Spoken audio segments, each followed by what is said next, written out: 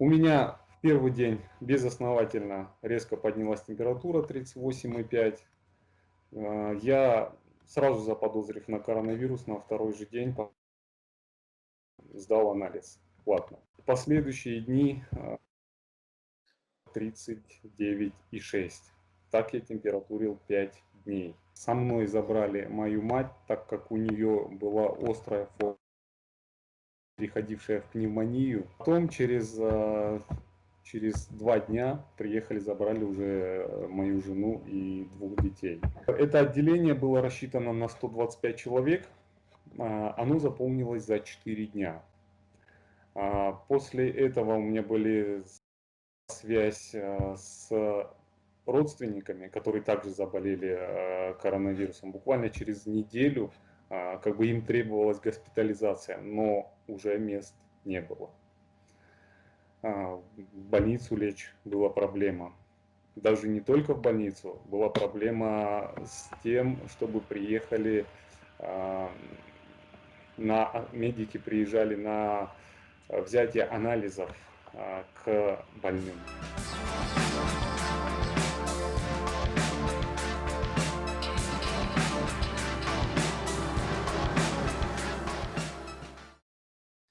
Лечащий врач, который был, хотя там по документу у меня написан уролог, не знаю, но то, как меня лечили, как они все-таки меня подняли из этого состояния, я никаких претензий не имею. Я неделю пролежал дома, лечился сам. В итоге, пока у меня не ухудшилась, скажем так, дыхательная функция, я не давал жене звонить в больницу. Это вот большой минус мой личный. Мы сбили уже температуру, и первая проблема была в том, что они не хотели меня везти. Температуры нет, оснований как бы в этом плане нет. Но так как у меня было очень тяжело с дыханием, я задыхался, и врач все-таки решил, чтобы меня отвезти. Чтобы вы понимали, я был в маске, кислородный вот этот баллон, и только вместе с этим конструкцией я смог добраться до железнодорожной больницы. Там сделали снимок. Представьте, мне нужно было поднять руки, и сделали снимок, а я дышать не могу. Чтобы вы понимали, этот снимок они делали минут 5, наверное. У меня была двусторонняя пневмония, поражение, как они мне сказали, больше 50%. То есть, не выживают, скажем так, в таком случае. Повезло, что я вот себя настраивал, что я должен.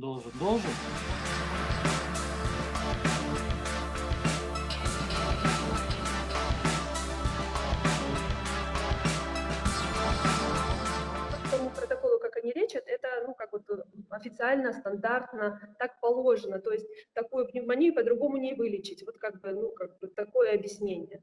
Здесь я первый раз заболела, естественно, мы доверяем врачам, выполняли все строго по рекомендации, но то, что эти лекарства дадут такой побочный эффект, так как у меня большой процент поражения, дозировки и препараты, антибиотики и гормоны были довольно-таки сильные для моего организма. Их токсичность привела к нарушению центральной нервной системы. Сейчас у меня осложнение, тахикардия, усилился пульс. Кардиолог отправила меня к окулисту проверить глазное дно.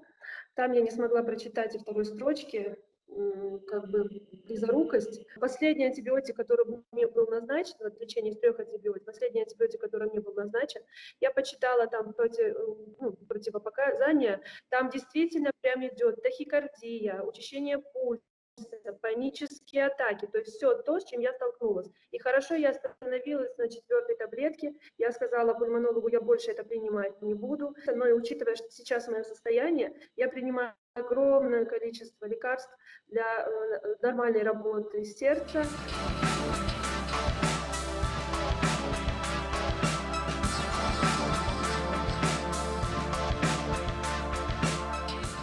Это все эти лекарства, все эти обследования, все эти сдачи бесконечной крови, УЗИ и все остальное, это очень дорогостоящие. У нас я села один день, начала записывать, подклеила квитанции, начала записывать, насчитала на 60 тысяч рублей. И еще у меня есть пакет целый с чеками, которые я еще не считала. И я уверена, что там уже около 40 тысяч рублей есть, потому что все эти исследования очень дорогие, анализы очень дорогие, лекарства. Вот один препарат стоит 3,5 тысячи, 4,5 тысячи. Все очень дорого.